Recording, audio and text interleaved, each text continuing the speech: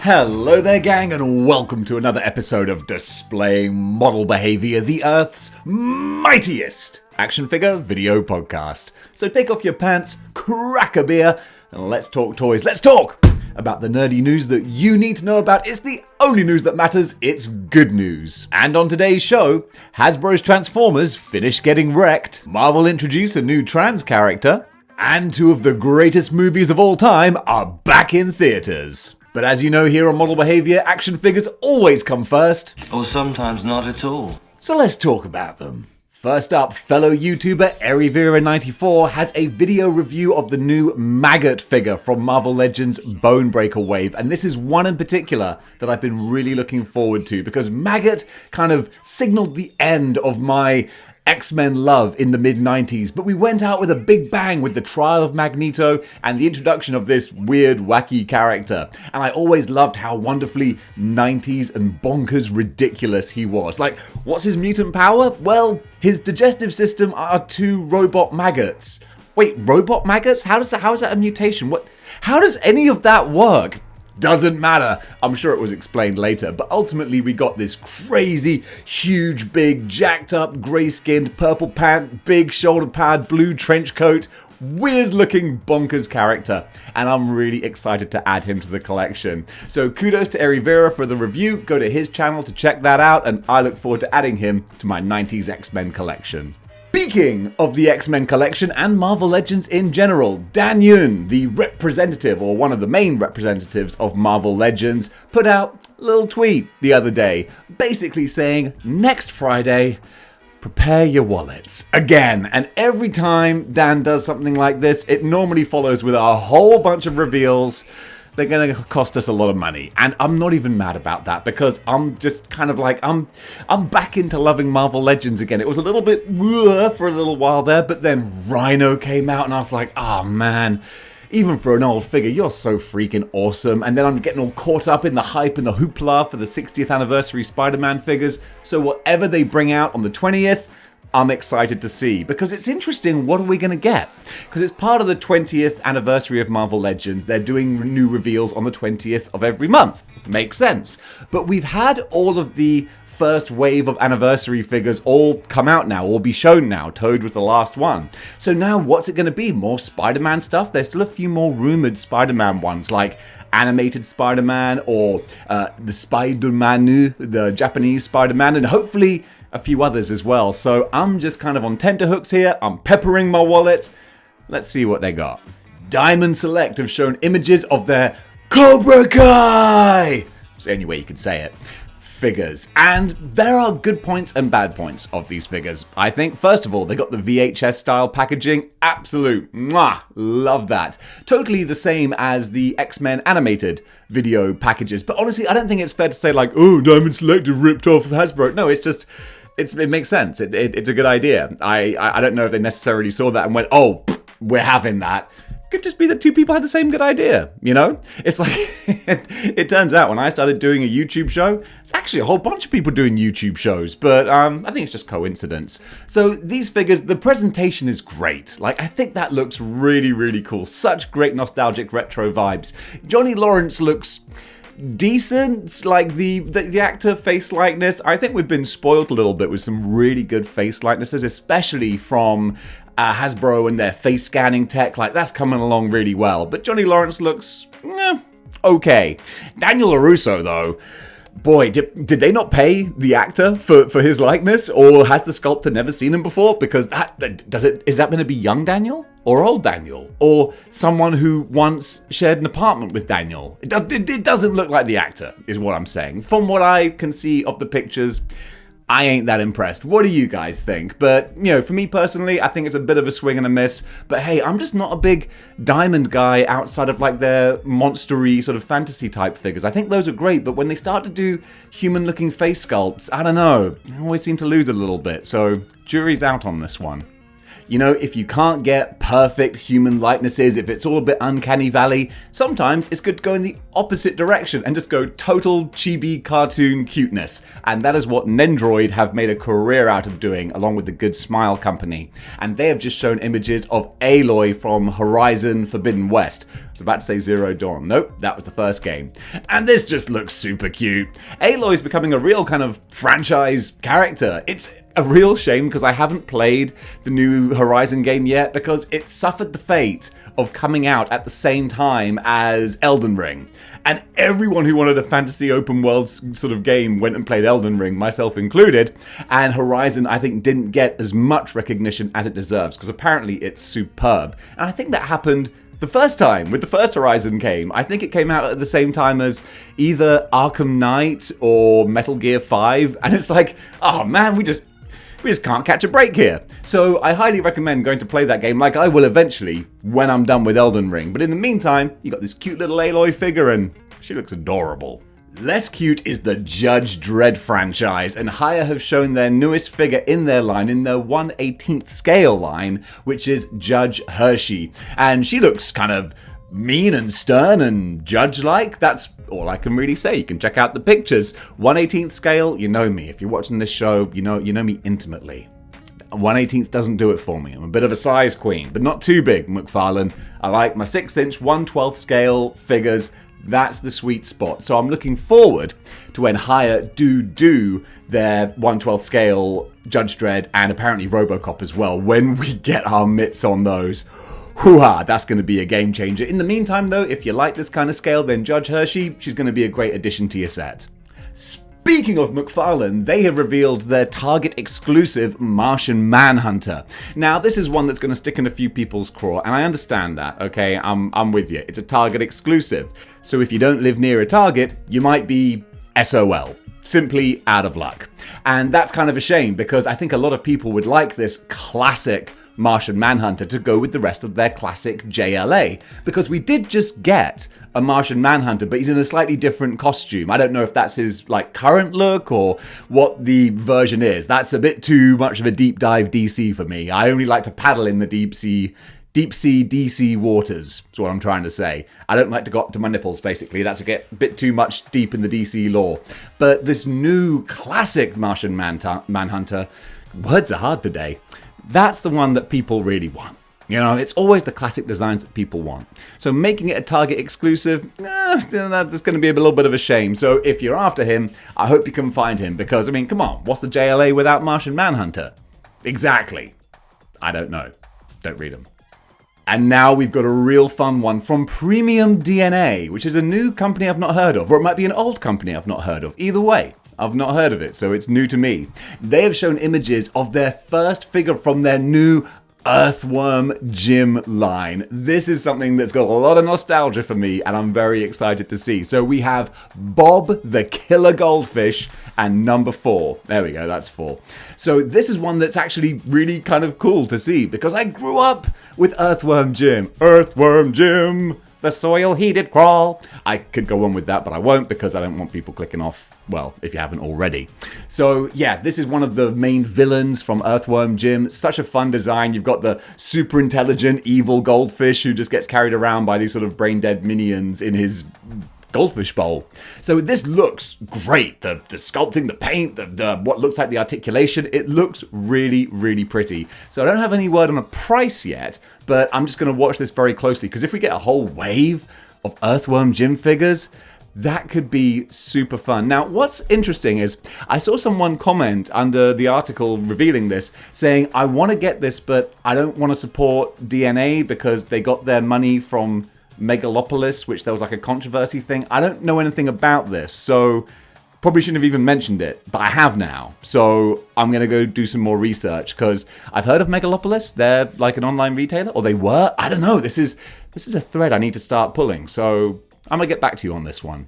Sideshow Collectibles have shown a beautiful Psylocke figure. Now, Psylocke's one of my favorite X-Men. I started reading in the mid-90s when she was just all over Uncanny X-Men. Fighting Sabretooth, hooking up with Archangel, just being a ninja badass. And this statue has captured her exceptionally well. And not too gratuitously either, I might add. Because again, when I started reading, it was all about her in her dental floss X-Men costume, and it's like, wow, that is not very practical to battle in, but 13-year-old Dave, he ain't mad about it. This is actually a quite respectable design of the statue. I'm like, this is classy. You can have your in-laws over and be like, oh yes, that's my Psylocke statue. And they'd be like, nerd. It's like, okay, fine, I'll put it away. But yeah, just check it out. Look at the pretty pictures. They look real nice. Let me give you some details. So this statue is going to retail for about $625, which in the grand scheme of statues isn't crazy, but, you know, it's a bit more of a basic kind of statue.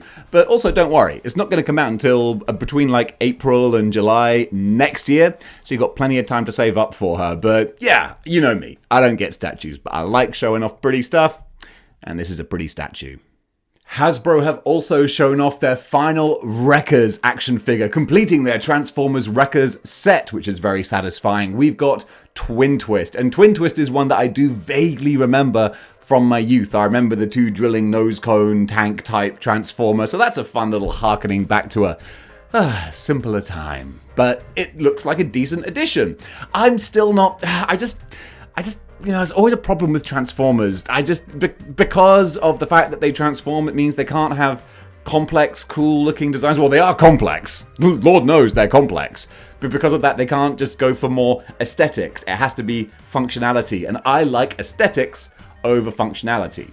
That's why I only train my glamour muscles. So this is, if you're into Transformers, it's a great addition. For me, it's hard to get excited for them. But there is one on the horizon that does seem to tick all the boxes. And that is the Takara Tomy masterpiece M56 Trailbreaker. Man, I can't believe I managed to remember all of that. So this is a Japanese masterpiece transformer, but I do believe it's available for pre-order on the Hasbro Pulse website.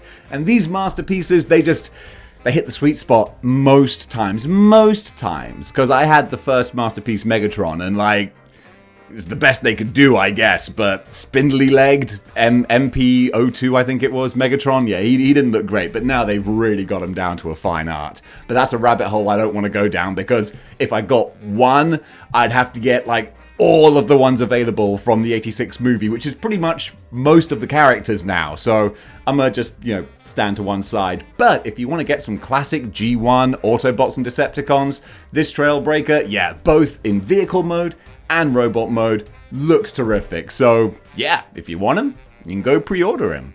Now going from masterpieces to another high-end figure, we've got Hot Toys Doctor Strange from the Multiverse of Madness. You know everything about Hot Toys. Expensive, but oh my goodness, you get your money's worth. It's straight up Stephen Strange. Benedict Cumberbatch, the likeness is fantastic, real enough to not be Uncanny Valley. They know what they're doing. They can just crank these out so quickly, it seems, but they just nail it every time. And what I really like about this one is he's got some of his magic effects, like the dragon sort of things that he kind of fires off around him.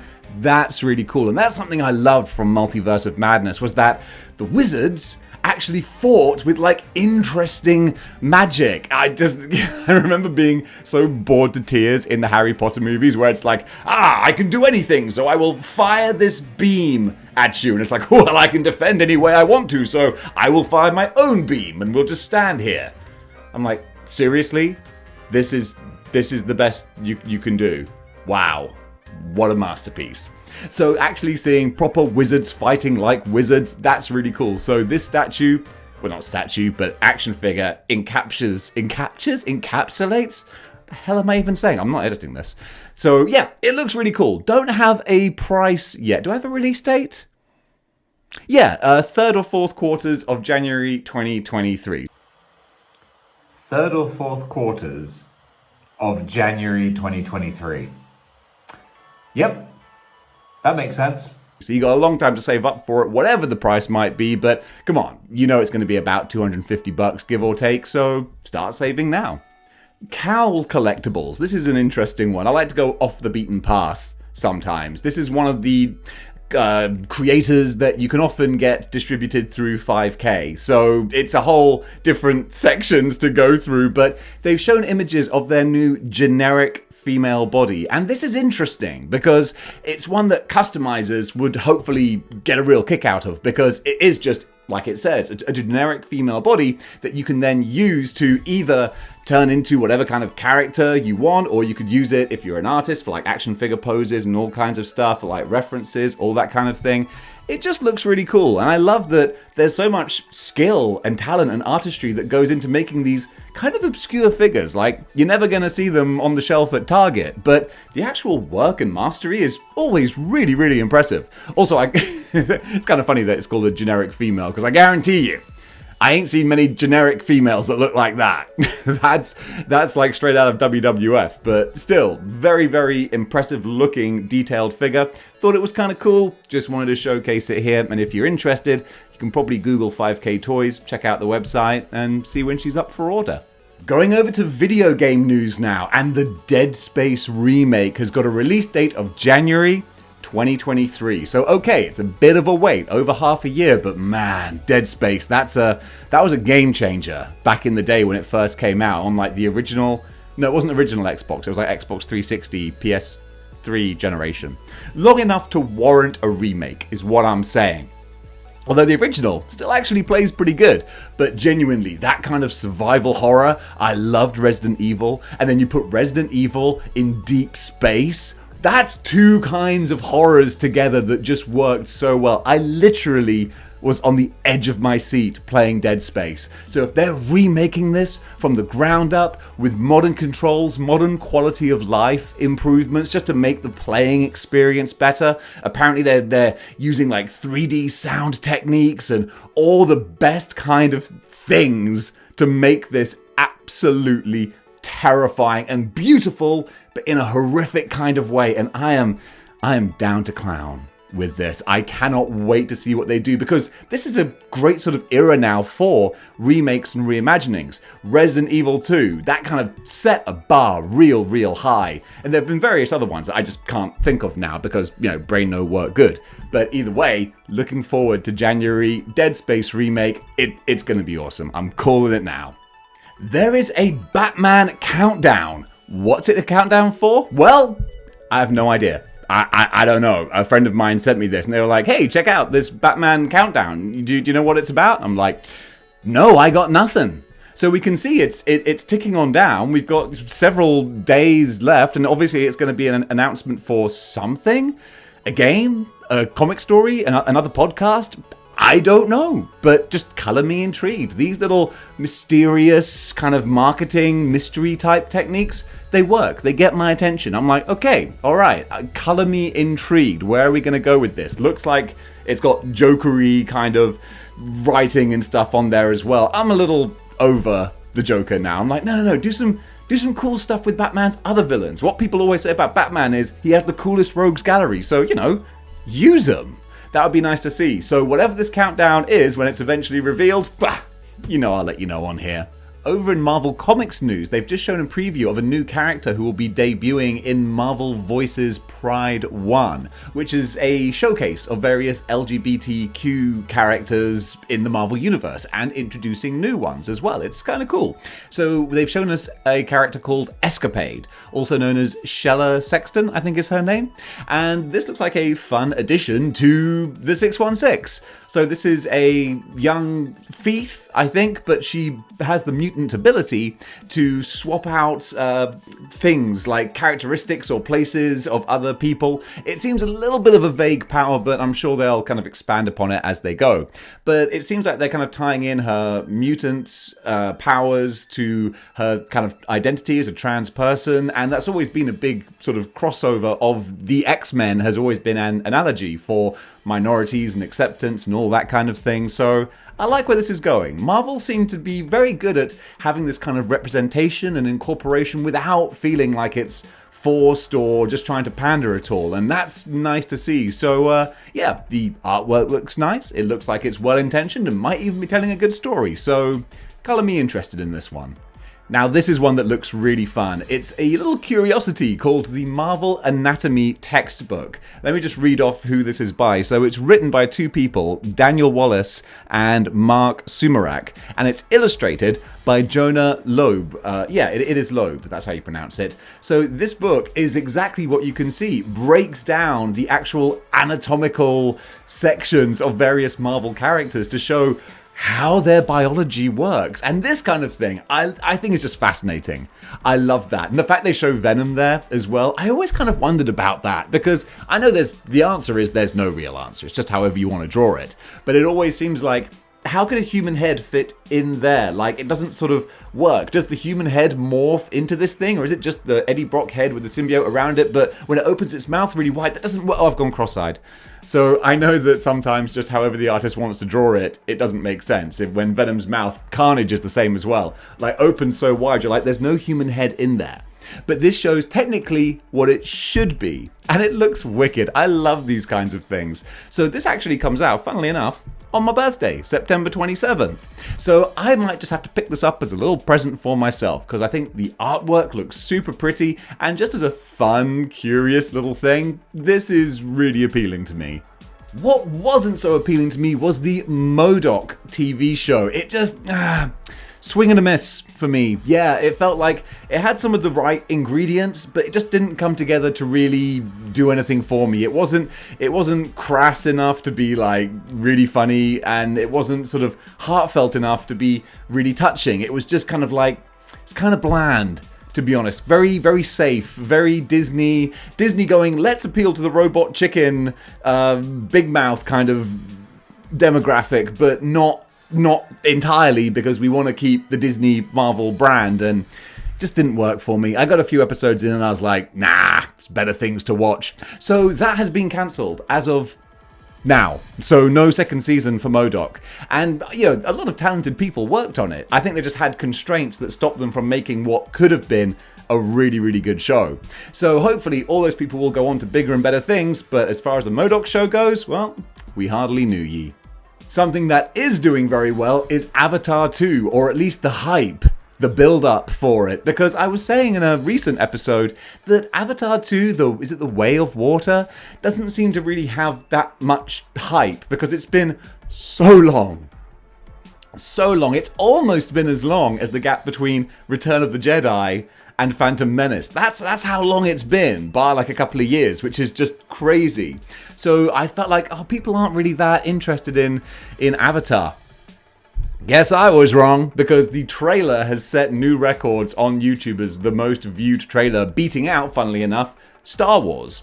So it looks like the hype train is going to start to pick up speed as we get closer and closer. I want Avatar 2 to be good. I really enjoyed the first one. James Cameron, I'm always going to give like a bit of reverence to, so let's see what this does. But at the moment, it seems like the masses, we're kind of interested.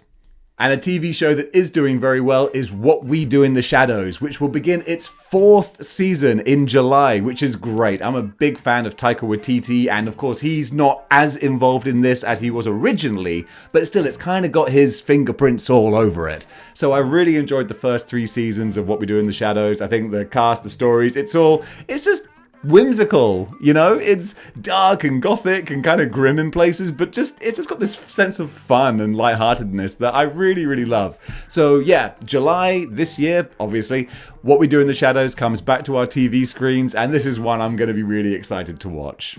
Speaking of really excited, it is Spider-Man's 60th anniversary this year, in case you hadn't noticed. And Marvel are celebrating in various ways. First of all, we have Amazing Fantasy 1000, which is going to be a mishmash of different stories by different creators. And it's a whole range from Terry Dodson to Neil Gaiman and all points in between. So you can color me interested for this.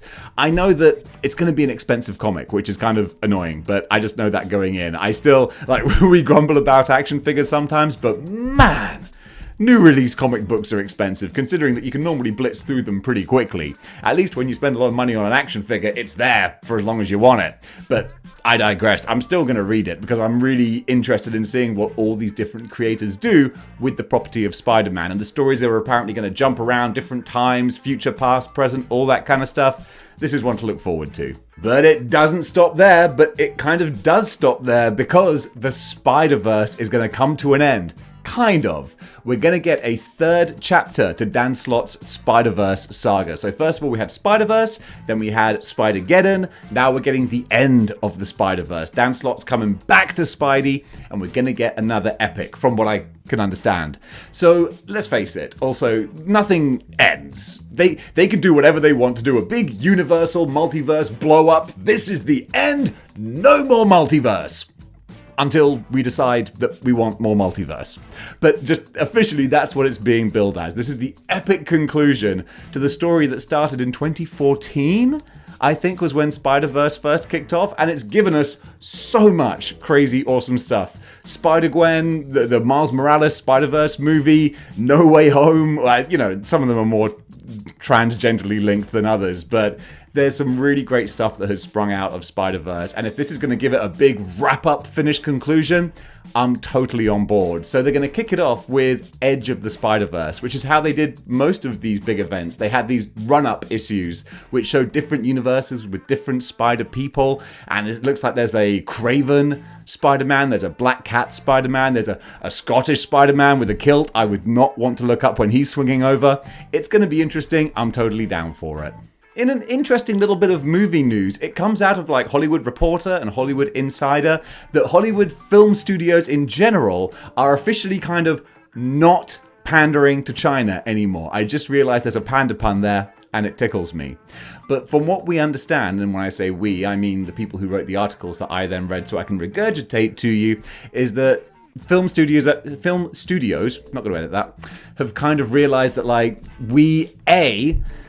if we pander to China, it doesn't actually make that big of a difference. We don't get that many Chinese people watching. And B, people get really annoyed because we're essentially allowing Chinese censorship to control what we make. And that kind of sucks. So what really is interesting is that this kind of Chinese sort of creation started a few years ago, just before the pandemic. I remember Age of Ultron had various scenes set in China, and films like The Meg and other ones.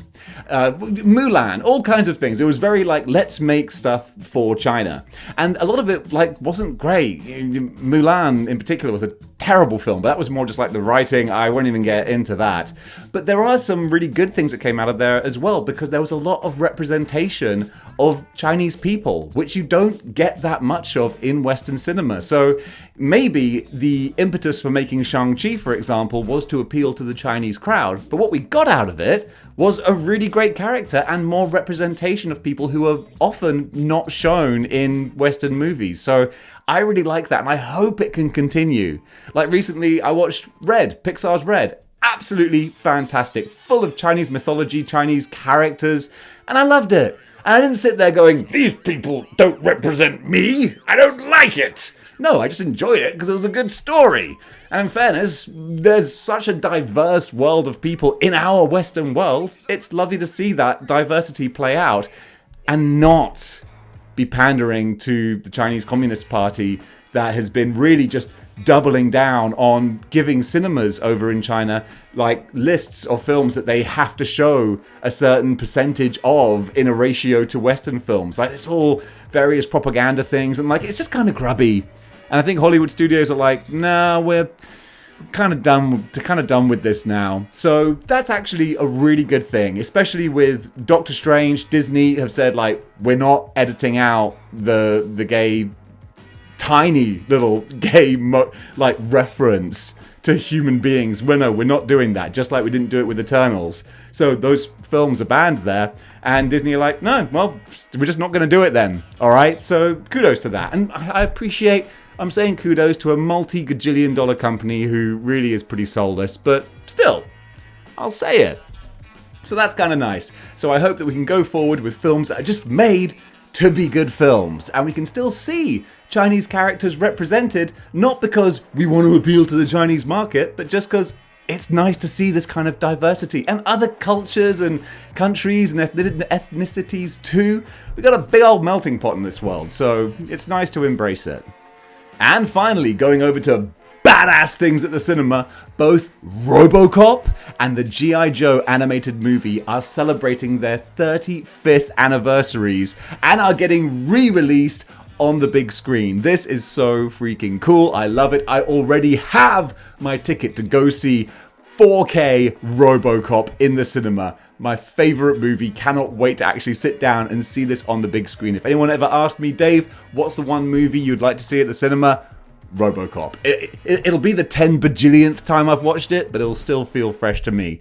That's wicked. And for G.I. Joe, I'm guessing we're not going to get that in the UK, but over in the US, it's apparently hitting cinemas June 23rd to 25th. So check your local listings and see if you can go see it on the big screen, because why the heck wouldn't you? And folks, that does it for Good News for today. What did you think about the various stories listed? Comment below. Let me know. And if you like what you see here and you want to see more, you know what you gotta do. You gotta join the 6-1 Clicks by clicking the like, share, and subscribe buttons. And if you want to go one step beyond, oh yeah, one step into the Twilight Zone, yeah. Don't know why I turned into Randy Savage there. You can either go over to patreon.com/displaying model behavior. You can throw a couple of bucks my way, which helps keep the lights on. I really, really appreciate that. Or you can grab yourself a YouTube channel membership. Because why the hell should you have to go over to Patreon when you can just stay here on YouTube? Pick up a channel membership, and not only can you watch the exclusive videos on there, such as the next one coming up, is going to be me opening up a sticker album of Warhammer 40k and going through it and putting these bad boys in and seeing what this is all about. That is going to be a fun time. So you can see that either on the channel memberships or on Patreon. So whichever one you go for, whichever flavor you like, you get the same stuff. So guys, that's all the shilling out of the way, except for the t-shirt. Go over to teespring.com, check the link in the description below. Alright, I promise I'm done. So until next time, keep displaying model behavior.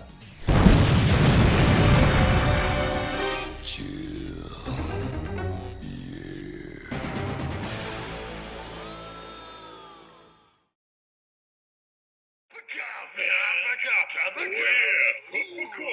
big time.